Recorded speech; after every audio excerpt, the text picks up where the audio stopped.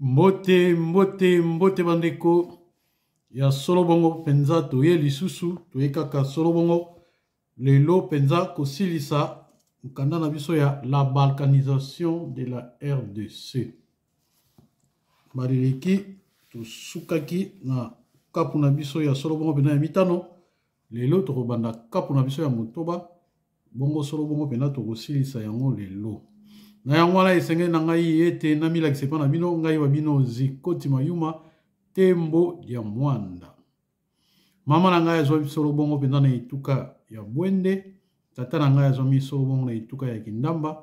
Yango wana ngai nazali Bwende Kindamba. Yenge bampangi, yenge makesa mutatukia masemono, telamene vantadise non kumbwa mezi Zikoti Mayuma tembo ya mwanda. Ngudiame vuilu muvela Bwende, sediame vuilu muvela la Kindamba, idina mono imwe Bwende Kindamba. Kedika mandano metuma unungi na tata manatanga kanda detodia la balkanisation de la RDC. Kivuka diantimansi inavangama. Solo bongo ndeko ya mote tuta motanga esenge na ngana tira bino mo yembo oyo po ete to kota pena solo bongo pena na mandanda na biso eyema mi solo bongo na makesa na biso ya Luanda o abengemi ya solo bongo pena na mvuka na bango ya Ninga Luanda. Twadi matete.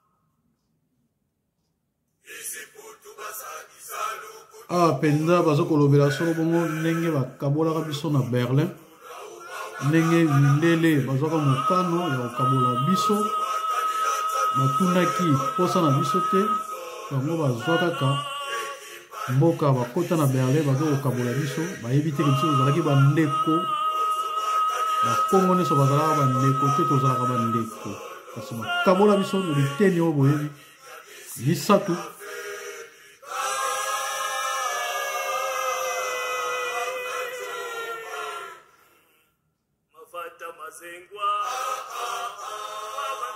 Mavata mazengwa Lavambuswa Uzani kama debakumo Agawangambo zitatu. Solo bongo penda balabi bakabula bamboka bamboka bakabula bandeko bakabwana Zimpangi za vangu solo bakabola bandeko mwana mama leki mwana mama kulutu msusu kuna msusu ngambo kuna leki no kulutu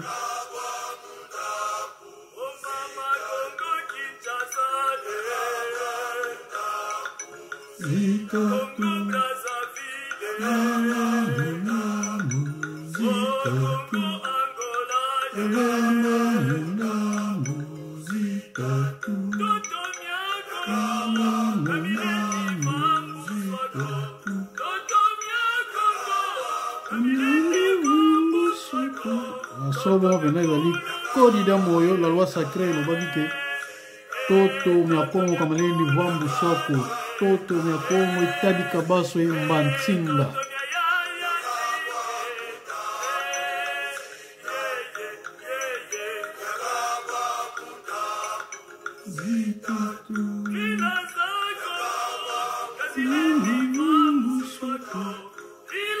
Vila za Congo, balu vila ya Congo, ekokiko kabwana te.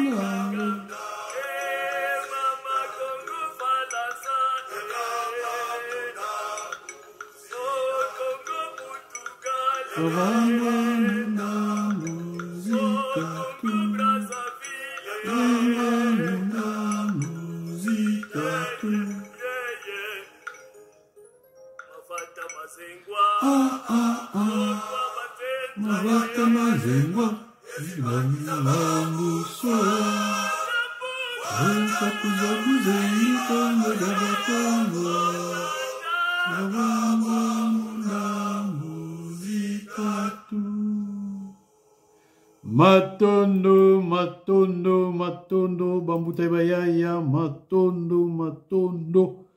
Ya solo bongo penda, bambutay bayaya, toko solo bongo, ko tata mana penda kaka solo bongo, ko tanga mukanda na biso, kasi yambote, biso to solo bongo to tama esenge na ngai na lata ma neti, pambate na zon kokosote, na maye na zali kotanga.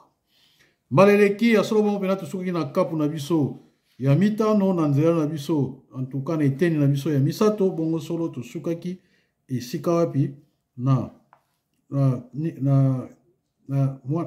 nzela na biso ya zomi na libwa, esika wapi totangaki vive l'état indépendant du Congo, Berlin 1885, yango moi na tienzembo oyo, pona esala allusion na makambo oyo, qui pour un référendum, l'autodétermination du Congo central, conformément à la clause de 10 années d'essai conclu entre la Belgique et le Congo central en 1960. Par Labako, bien évidemment. Yangana lelo, tokotanga, kapu na biso to, 6e chapitre, kapu na sambo toba, natanga kapu keto kia samba nou, l'injustice d'un régime soutenu par des lumumbistes. Tanga, c'est là, tanga na moi iteni ya liboso, sika ba bina biso, Bundu dia Congo et le mouvement rebelle de l'Est. Bundu dia Congo, en tout cas, il y a solo bongo penda, bat oyo ba yako kotsa ba bitumba na est ba dongolomiso, na oya bengi ba dongolomiso ba rebelle. Dongolomiso, oba, kota solo bongo pena na kaselo ya Congo. Kaselo, elagisi est na ki Congo. Na mulonga liboso, muke. Bundu dia Congo est un mouvement philosophique dont l'objectif est la réhabilitation de la sagesse négro-africaine. En ce début de l'ère du Verseau, car l'Africain nouveau du 3e millénaire doit être doté de la science moderne et de la sagesse africaine. Enfin, d'orienter les négro-africains sur cette voie. Némouan Semi, le chef de Bundu dia Congo, a déjà écrit et publié certaines brochures sur la culture africaine, sur la sagesse négro-africaine, sur le mythe cosmogonite, cosmogonite africain. La science de la formation. Kimazayo, kiabivanza, kiabivangulu. Donc, sur la réhabilitation des langues africaines, sur la voie initiatique négro-africaine, etc. Bon, Yamibale, Bundu dia Congo n'est pas un mouvement armé et fauteur de troubles. En effet, cela fait 20 ans déjà depuis que Bundu dia Congo est implanté au Bandundu, en Angola, au Cabinda, au Congo-Brazza, au Gabon et en Europe. Dans tous ces pays, Bundu dia Congo n'a jamais provoqué de troubles. Dès 1986 à 1997, l'ancien président Mobutu n'avait jamais persécuté les adeptes de Bundu dia Congo, ni cherché à nuire à son chef spirituel. Asolo bandeko, ezali makambo ya solo po mbuta sese soko kukungwendu wazabanda abandaki kolinga mwanda semi mingi. Pamba te po ye azalaki kotanga ne mwanda semi mingi po makambo na ye ezalaki biloko na biso ba nationaliste lokola Mobutu azalaki pe nationaliste azalaki kosepela mingi kotanga pe okomona ba discours mosusu akendaki kopioche yango na makomi ya longia congolais Mwanda Nsemi no bapika mike mike aza kosala ya solo bongo mpena mokanda oyo ekomama na 2010 donc 20 ans depuis yango ndenge toutu kotanga wa donc eyini koloba ke depuis donc mokanda oyo ekomama 2010 donc okiti bamvula tuku mibale. Celle au Congo central, entre parenthèses, Bakongo, où des troubles ont eu lieu, troubles dus à la violation des droits de l'homme par les régimes en place. L'AFDEL, RCD et le CNDP sont des mouvements politico-militaires de l'Est de la République démocratique du Congo. Des mouvements rwandophones dont l'objectif est la défense des intérêts des rwandophones congolais et la promotion du plan Tutsi en Afrique de l'Est, en Afrique centrale. Voilà les trois principaux mouvements rebelles de l'Est de la RDC. Voilà.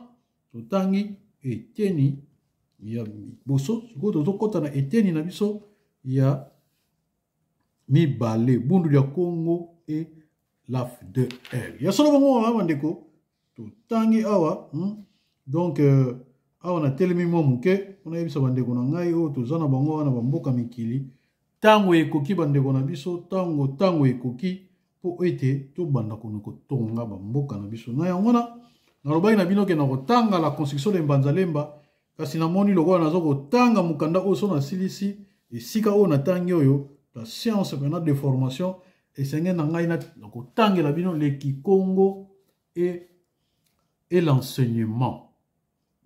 Tangela bino ngo pamba te ezali kitoko mingi na tanga ngo liboso sima na kotanga la construction de Mbanzalemba.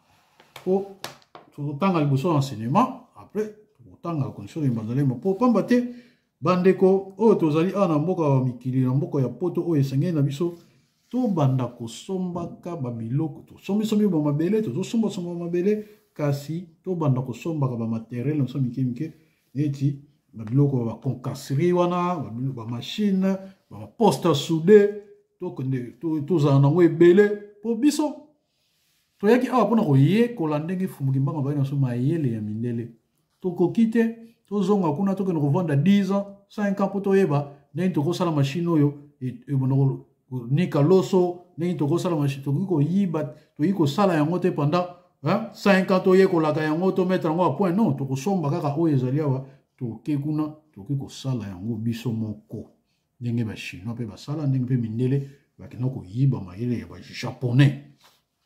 Donc faut to somba ba machine on a mike to sombi ba poste à souder to sombi biloko ndenge na ndenge oyo to kende pe ko saila misala kuna biloko ya concasseri mo ba machine mike ya ko balula bilanga ya ko balula mabele ya ko nika mama nzeta masangu po to pesa ba nyama na biso balia broba broyer wana po to sala ngo biso moko na Afrique sengena so to ba poste à souder ata ya mike to ko fongola ba télé artisanal po to lakisa bana na biso misala wana ba yekola yango na yango e sengeli na bana nyonso oyo baze kokota kilesi awa bakendaka na bit moko kaka koyiba mayele wana po tokende kotonga nango Afrique koyeba ndenge basalaka fromage tozala ba produit toyebi ko garder ba produit laitier te toyebi ko conserver ba miliki te ba biloko nyonso esengeli na biso toyekola ngo toyeba ko conserver ba produit laitier toyeba kosala ba fromage toyeba ko extraire ba miliki ba biloko nyonso esengeli na biso toyekola ngo na biso kwa tozali awa na mboka ya poto oyo po kala mingi te tokozonga na biso mboka biso momoni nde bakomo kokomande biso bakashine ba masque mukolo balingi ba bino so bokota bokoti mukolo balingi ba bino bobimi donc tokomi déjà ba objet na bango donc tozana stage acculturation ya kozala na téléguidé pa na bango tant tozaka ba vaccin anale ekomi kota na ndako koti bima obimi klasa la bilanga 3 heures du temps okay kene mona osala bilanga ti lobi okay yo no sala bando kota gi musala ti obimaka ti lobi to koma ba homme objet na bango nyango ne sengi to milengela po to kimo mboka biso to somba machine mike to somba bilo kili po tant to zonga mboka biso to ko sala misala na biso moko yango to kotina etana mibale bundu ya Congo et l'AFDL zela Donc, c'est bien connu de la communauté internationale que l'AFDL est responsable des massacres de milliers de gens à l'Est, des pillages des richesses du Congo et de plusieurs destructions méchantes. Et pourtant, tous les anciens commandants de l'AFDL ont été graciés, promis au pouvoir et s'enrichissent scandaleusement en RDC. Par contre, Bunduda Congo, victime de violations constantes des droits de l'homme par les régimes en place, est toujours persécuté jusqu'à ces jours. On lui prive la liberté de pensée, d'opinion et de culte. Ses membres continuent d'être traqués et emprisonnés injustement jusqu'à ces jours. Quel est cet acte qui a été posé par Bunduda Congo et qui soit plus grave que les crimes commis par l'AFDL et l'AFDL à l'est de la RDC? Il n'y en a pas. Commis? Non. C'est là. Il y a mis ça tout. Bunduda Congo et le RC2. Tangi et Tenyamouké, il y a Motoba. Le RCD International, un mouvement rebelle de l'Est qui a amené sa rébellion aéroportée de Kivu jusqu'à Mwanda au Congo central. La communauté internationale reproche au RCD les mêmes crimes que l'AFDL. Et pourtant, aucun dignitaire de RCD n'a été arrêté, jugé, emprisonné. Au contraire, depuis la période de la transition jusqu'à ce jour, les membres des RCD ont été servis gracieusement en leur accordant la vice-présidence de la République et plusieurs postes importants dans les gouvernements, dans les sociétés para-étatiques, dans l'armée, dans la police et dans la NER.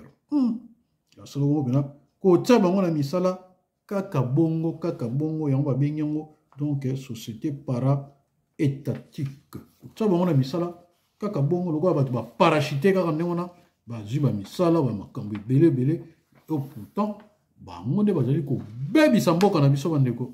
Tala penza makambi ya ko kamwa, mboka o abengi RDC. Ya solo bandeko to tanga a Bunduda Congo zoko croupir ba kengi na biso na boloko. Na yango esengi to pesa mwa communiquer mke poto tata mona kotanga. Ya solo bongo penza ezalaki ete le 15 isengeli amakesa na biso baleka solo bongo penza na tribunal po bakina kosamba po na appel o basalaki kasi ya solo bongo penza bandeko juge wana donc balobi ke non baza na misala mingi bakoka ko traiter dossier ya Bunduda Congo te po ba dossier legi mingi kuna na ndolo bako traiter solo bongo penza kaka ba dossier mususu bongo ya Bunduda Congo bakotala mona mposo oyo kuna. Donc na poso oyo ya zomi na mibale na moko, donc le 21 na mnoko bapaya bongo bakunde kotala ba dossier na yango na profiter na yeba tozali na mamakesa 36 na ndolo, 22 bauta matadi e bongo 14 bazalaka deja kuna uta kala o bakangaka na sima le 7 août 2017 ya solo bongo penda ba 14 wana bazali na dossier na bango epa ya cabinet ya Nefula Matingu esi pa api mbuta ba Sevilla Ngwizani maître Katende bango ne ya solo penda bazana ba dossier na o bazo kolandela bango de bakendaka solo bongo penda tango nyonso kotala ba prisonnier et puis koyoka makambo mbela na bango et puis kolandela makambo na bango kasi 22 oyo etikali dossier na bango ezaki na matadi epai wapi maître Mavinga azalaki kolandela makambo na bango kasi banda bakoma solo bongo na mpumbu bongo solo na Kinshasa ya solo bongo baza na ndolo kasi moto alandaka bango te kolia baliaka na bango po soki toke kotikela makesa biloko ya solo bongo pena kabina Nefula Matingu bato ya nziko na nzila Congo bakendaka kotala bango bapesaka bango biloko ya kolia baliaka bango nyonso 36 elongo kasi pona dossier juridique ya solo bongo pena eza na mobulu makasi na yango nazo kosala mbela na ngonga oyo na makesa oyo bazali bongo na BDM oyo bazo kokipe baza na boloko te esengeli na bino bokota contact na cabinet ya Nefula Matingu pamba te le 22 makesa na ba profiter lokola ba pusi mikolo le 21 semaine etikali ga moko poste etikali ga moko bokende na cabinet ne fula matingu bo kutana na ba maître Ngwizani ba maître Basevila na maître Katende po ete bo senga ete dossier wana ba tsa yango ekota ensemble koma 36 makesa au lieu ezala ne sika ezala te ya kokabwana esengeli ete bango basambisa bango nzela moko poso moko etikali na kati ba tu ya BDM tozo kosenga na bino ba tu ya BDM ya solo bongo penda bo kende kokutana na batu ya nzila Congo to pe na kabina nefula matingu pamba te bango ba traité ba dossier wana esika moko. Maître Mavinga a tinda mikanda te a sala transfert de dossier te esengeli ba libota to BDM ezwa initiative ya koloba te ete ba tinda dossier wana na kabina nefula matingu pamba te ba landela ba makesa na biso mususu. Bongo tozoko yoka ba mbuta na biso misusu bazoko leka na ba YouTube ko leba ke o bazoko kanela batu ba ko déplacer batu na ba boloko to uti ko sala penda makambu to uti kuna ko tala makambu wana mokolo na mine mete ka tenda zalai kuna kuna ko vérifier makambu wana to moni yango ezali na solo moko te ya solo bongo bazoko benga bango bazoko pesa ba kombo po ba yeba ete banani ba koleka na audience na banani ba koleka te po ba sala ba vérification kasi kamba olobaki bazoko déplacer bango bazoko memona mboka musika ezali lokuta e archifo bongo mbuta wana oyo azoko leka na ba YouTube pona olobaki mama na yaza kuna ya solo bongo pena batu ba utaki matadi mama na ye ya solo bongo pena azwamaka na kimpese azali kuna to uti ko vérifier mama na ye azali kuna na batu ba utamaka na kimpese bazaka matadi le 22 donc le 22 makesa wana mama na za na kati kasi mama na ye lobi mwana na ye ata mokolo moko te akenda kotala ye kuna na boloko atika kosala ba émission wana pamba te bango bazali na place ya pasi kasi bazali na bango malamu bazana boyokani malamu kuna kati atika kosala ba mbilinga wana po mama na ye alobi ke banda ye akota na ndolo mwana wana kenda kotala ye atambala moko te na yango na mwana oyo atambola na photocopie longi kuna to sengi na yo kende kotala mama na yo kende kokutana na kabina net maître fula matingu o senga o sine mikanda kuna o senga ete bazwa dossier wana ekota kuna po balandela bango na bwania po ete bazwa solo bongo pendaki mpwanza na bango matondo bongo toko tata mana kotanga mukanda na biso yowana ezalaki mwa communiqué na uti kopesa na bosani bolimbisi ndeko na biso ya solo bongo na kesa oyo azalaki kosanza makila na boloko ya makala ya solo bongo penda situation na ye komi mwa stabilité koti kasi lelo bakendaki kotala ye kasi batu bakendaki kotala ye nano babimite na yango na tango nazali kosala mandanda na nga oyo tozwi bango nanu te na yango na tokotala mbala nsima nde tokolobela ye kasi en tout cas bokono na ye ekomi contrôler lokola bayaya na biso bakipaki batiaki mwa lomeya mpona kosunga ye azali mwa malamu kasi tokozwa elika ete mikolo ekoya akomona libanda po bokono wana aza nango esengeli te avanda kuna matondo tokomi na molongo na biso ya tolo sambo tuna tala nzila ya sambo ya. Par contre, au Congo central, les violations des droits de l'homme continuent envers les Bas-Congo, des Bundu du Congo, et qui l'ont interdit l'exercice de leur liberté de pensée, d'opinion, de culte et d'adhésion au BDM. Les partis politiques de Nemo Dansemi, qui est une grande personnalité de l'opposition congolaise, voilà, Nenge, tout ça communiqué, tout cas, pas ces alimingi, Namboka wana, toujours koye bate, Nenge nini, BDK, ba bomana bango batute, ba sana bongo lokote kasi, boloko na boloko na boloko na boloko. Quel est cet acte posé par Bundu du Congo et qui soit plus grave que les crimes que le RCD a commis en République démocratique du Congo? Il n'y en a pas. Voilà, continue. En tout cas, il y a Mine, Bundu du Congo et les CNDP. Continue, c'est quand il y a Mwambe. Nos compatriotes congolais de Kivu et toute la communauté nationale et internationale accusent les CNDP d'être responsables des mêmes crimes qui sont reprochés au RCD, à l'AFDL, et pourtant, le régime en place a décidé de donner aux membres des CNDP d'importants postes ministériels au gouvernement.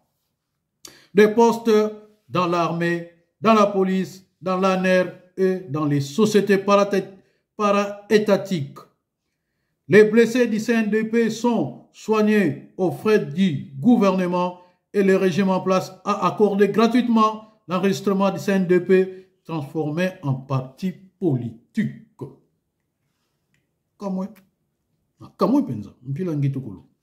Par contre, quand il s'agit du parti BDM, le régime en place passe d'un prétexte à un autre pour tenter de contrecarrer le fonctionnement du BDM, qui est le parti politique que Némoran Semi a fondé en conformité avec la révolution du mars 2008 de l'Assemblée nationale.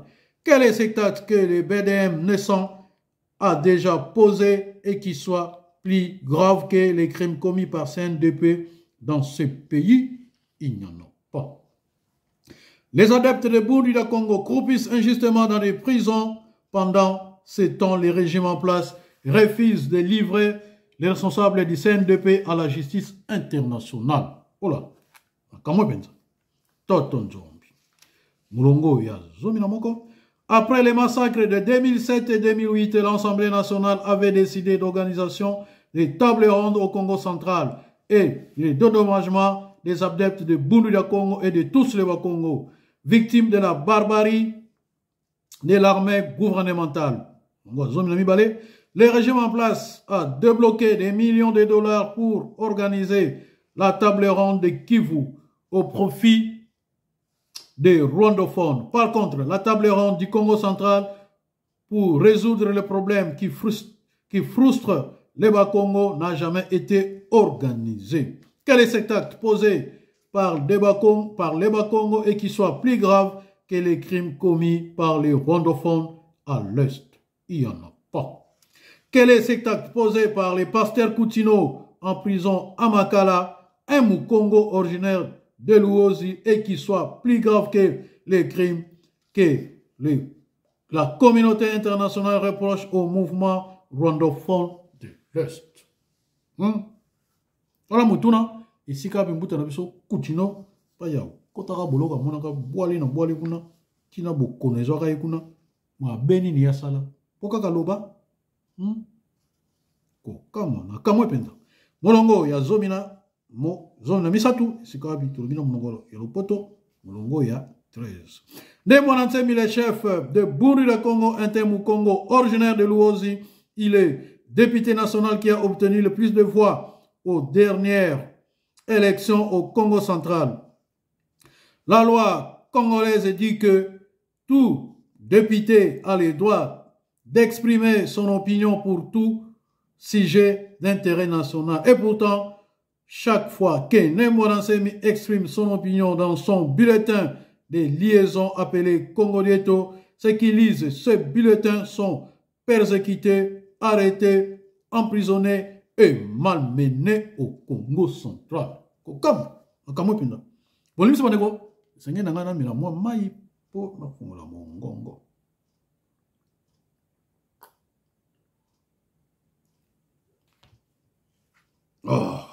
Toton Zombi. Quel est cet acte que l'honorable Némoran Semi a posé dans ce pays et qui soit plus grave que les crimes commis par les anciens commandants de l'AFDL, les membres de RCD et des CNDP à l'est de la RDC? Il n'y en a pas. Ils ont dit kakate. Les peuples congolais, mes chers compatriotes, dans tous les pays du monde, les injustices envers les membres d'une communauté donnée conduisent toujours cette dernière à la frustration, au mécontentement, au rejet de l'oppresseur et à la séparation avec lui. Ainsi, les compatriotes congolais doivent être attention. Les compatriotes congolais doivent faire attention pour aller soutenir des régimes qui malmènent injustement certaines communautés congolaises, car cela ne renforce jamais la cohésion nationale, conduisant ainsi la balkanisation du Congo. Des grands ensembles, de grands pays comme la RDC doivent toujours être dirigés par des grands esprits au cœur pur. Sinon, c'est la misère généralisée de peuples constituant le grand pays. Chapitre na biso motoba esuki awa tozo kokota na chapitre na biso ya sambo kasi ya mbote tokota na chapitre na biso ya sambo esengeli tolobela nano mutu moko kuna oyo abengi na kombo na mbala mavonda na Facebook mbuta wana azoko komama penda ba sobriété moko kosala ba voice kotindela bayaya oyo bayaya esengeli na bango bavanda na ndaku basala misala te bayaya mosala na bango kovanda na ndaku lamba baza na droit moko te. En tout cas na ba principe soka za kesa bundu ya Kongo na yebi te kasi na ba principe bundu ya Kongo bayaya totiaka bango liboso ya makambo nyonso katulendi komuvweza bayaya bakongo bayaya bakongo topesaka bango botosi yango na soko okenda bazikwa bundu ya Kongo nyonso okomona ke bayaya nde batwadisaka bayaya bavandaka na nsima te bayaya nde bazalaka liboso mpona kotwadisa.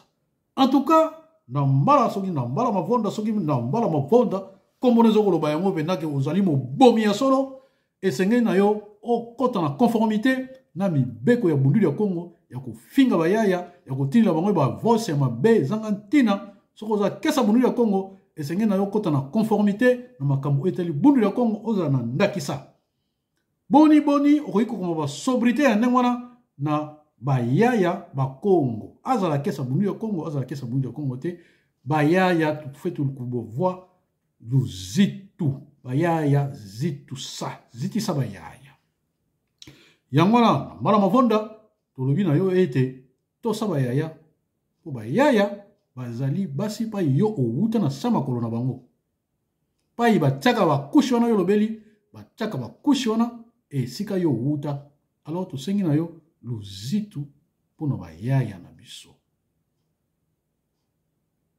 po soko oza kesa bundu ya Kongo fozala na ndakisa ozomona yo oza kesa bundu ya Kongo te matondo bandeko yango esengelaki pene totelemela mbuta wana po makambo akomeli bayaya na biso misusu na bavoice asali ezali solo bongo mpenza na kokamwa mingi na moto azokobengama kesa ya bundu ya Kongo mpila kiadi matondo bandeko totiela bino totatama na kotanga solo bongo mpenza nini na biso nsima tokotiela bino loyembo po tokomi na so na suka.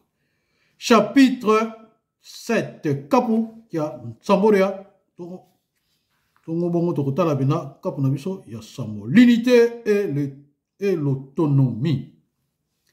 Molongo liboso à l'absence en RDC d'un gouvernement nationaliste qui puisse promouvoir la justice pour tous et sécuriser le Congo central et son peuple, les Bas-Congo pensent de plus en plus de se prendre en charge comme l'ont fait les Albanies du Kosovo, et cela par la faute des unitaristes lumumbistes.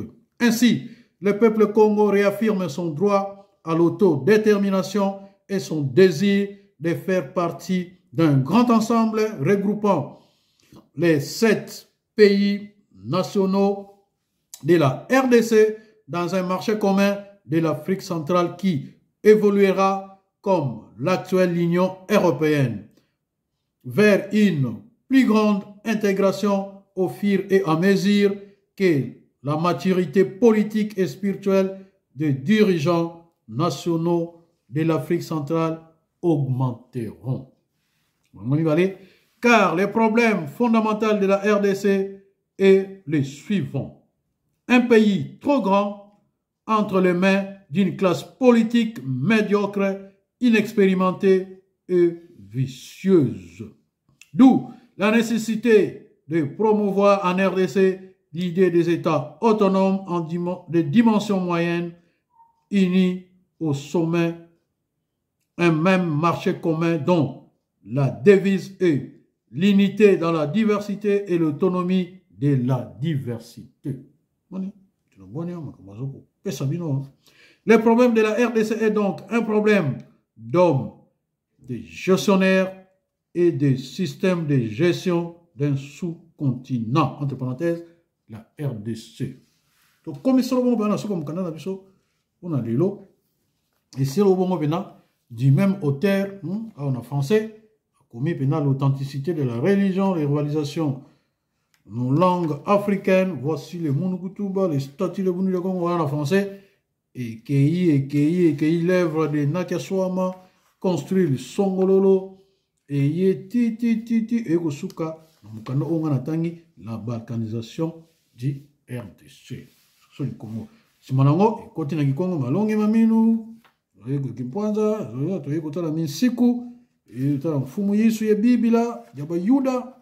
Et Kosuka solo bongo penda na awa alobelaki pe akoma pe mukanda ngwisani komeli susu ya Justine komeli susu ya Kasavubu ya Justine Kasavubu nsangu za papa après koma mfutu kwa PSV et ko tata manatina suka akomi sukulantima 217 donc sukulantima ya solo bongo penda bandeko na lingaki na tanga Mbanzalemba kasi na moni makambo ezali awa pona kotonga Congo na biso esenge na biso tokotanga le Kikongo et l'enseignement na yango na lelo na kotanga la bino introduction kasi ya motelo tanga introduction esenge na biso totsela bino mwa muyimbo oyo bongo sima nango tokotanga introduction ya kanda na biso ya le Kikongo et l'enseignement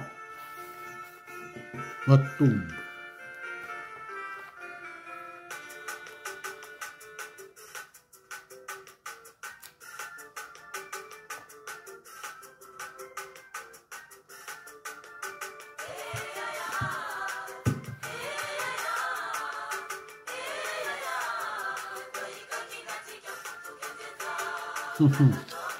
Nati kia mkutu kia nzenza koma memi mkutu ya bapaya mboka na biso mungu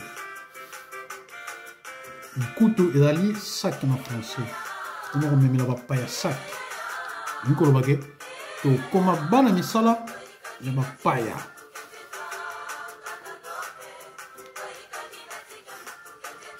mboka na biso komi zando dia bamboye bangulu zando dia bamboye bangulu nikoloba moni na pokwa soki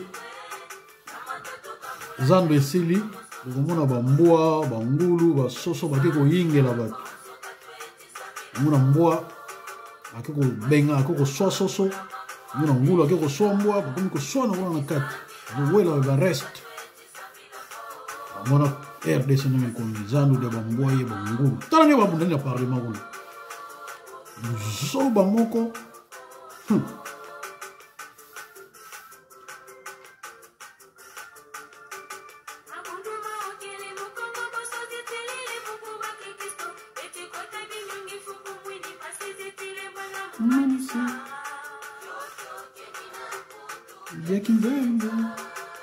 Bamangomba etondi na Congo bazosalela mkutu de banzenza na bunzambia bopaya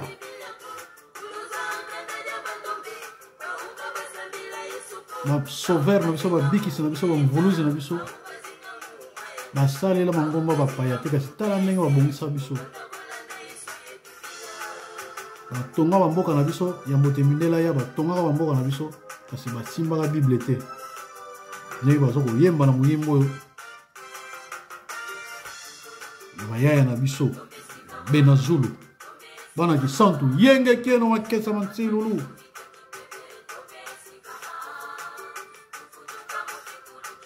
kasi tozonga na bokoko na biso po te tozala lobiko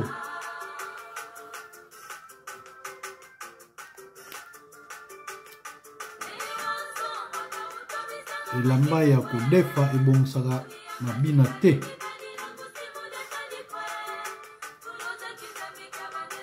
c'est à vous vraiment c'est à vous vraiment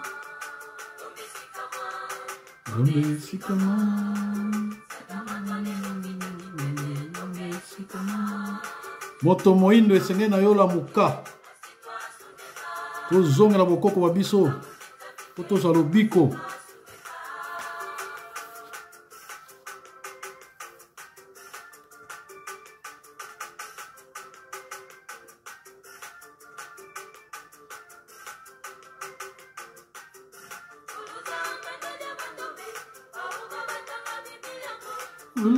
Kandaga bandombe, isiko, zinga numemba, zinga numemba, zinga nukiese, kundogalanda yesu yebidila.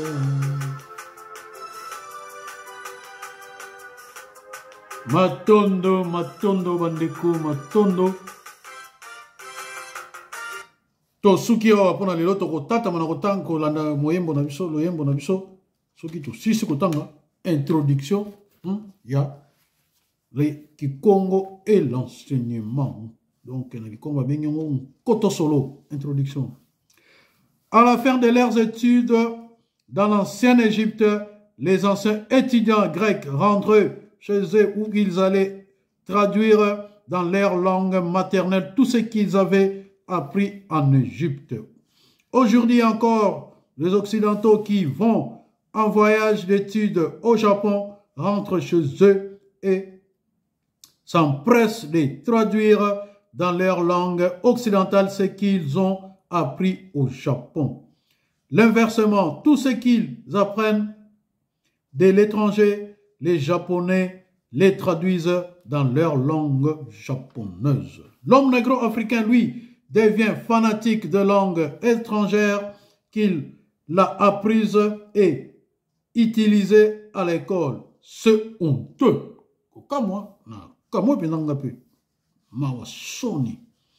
Nous connaissons beaucoup d'ingénieurs allemands, américains, chinois, d'ingénieurs japonais très compétents, mais qui parlent très mal les Français. Nous avons besoin de la technologie et non du français.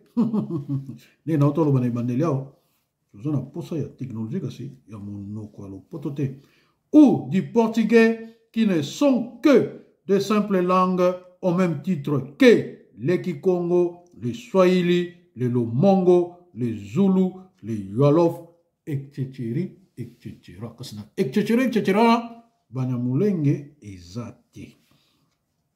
En 34 années d'indépendance, les dirigeants politiques africains ont commis la grave erreur d'abandonner sa langue, son histoire, ses ancêtres, sa culture, son dieu ancestral, ses génies locaux, donc sa religion traditionnelle négro-africaine. Les résultats, nous les connaissons tous. La magie de la francophonie et de la lusophone n'a produit aucun miracle dans le développement de l'Afrique noire. Au contraire, cette magie a plongé l'homme noir dans ce grand mirage qui lui fait pondre la fumée pour la lumière.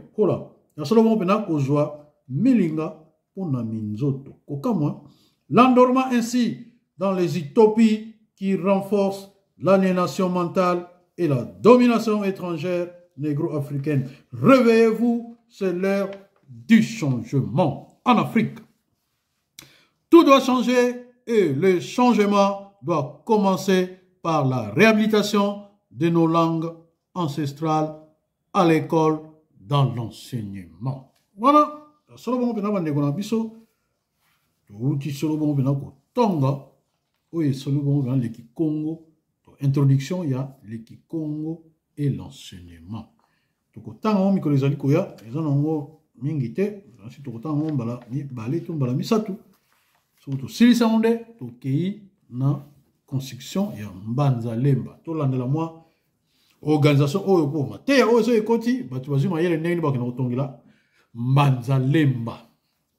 Et lobi kaka ke Mbanza Lemba eza nango kaka symbolique kasi elakisi kaka ke Congo central, Congo ya kati, kasi ba Mongo, ba Ngala, ba Lukele, ba Kasayen, ba Katange, ba Goma, ba Kivu Uturi, ba kokopi kolanda ngai kaka po bazwa mayele oyo ezali awa scientifiquement longia Congo atala cahier de charge otonga ba Mbanza nyonso to bengi ba Lemba donc Mbanza ezali ville Lemba ezali paix donc la ville de paix tokotonga yango kaka lolenge bakoko na biso basalaka badisposition nyonso ya kotonga bamboka na biso ale bamboka oyo pai nyonso bamboka nyonso nauti kotanga bambanza nyonso baville nyonso nauti kotanga bokolanda ngai mpo boyeba lolenge kani tokoki kotonga bambanza na biso donc qui veut dire baville na biso tosilisi nzembo na biso bongo mpona lelo tosuki wana ngai babino Zikoti Mayuma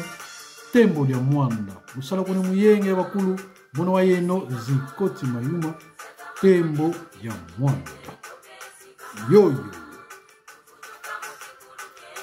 bosabone bandeko na ngai bosabone massivement namoni bato bazokotala ngai mingi kasi bazokosabone te bandeko na ngai bosabone ezali nango kaka po tokoba misala na biso senge na bino tosabone po tokoma ata na 1000 abone pamba te tokoba misala na biso tokolisa koyekolisa bandeko na biso plus bosabone plus makambo oyo kotambola bisika nyonso bandeko na ngai klike na yo kaka abone ekoswa nango oyo lomeya moko te klike na yo kaka abone ngai nakoloba abone nango ebele okozwa nango lomeya moko te bofungola mitema bandeko bosabone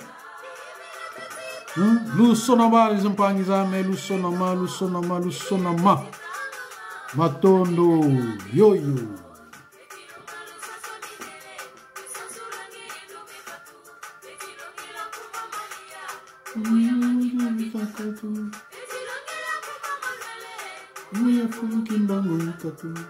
bozolakisa bato bamaria badavide kasi bayaya vita kipa bozokolakisa bato te bafumuki mbangu re bane vita kanga eloko te bambuta macho botalaka bango te babweta mbongo botalaka bango te za pasi mingi bambuta mpadi botangaka bango te bambuta toko na ngola botangaka bango te bamatai mwanda botangaka bango te bayaya ebele bayaya mafuta botangaka bango te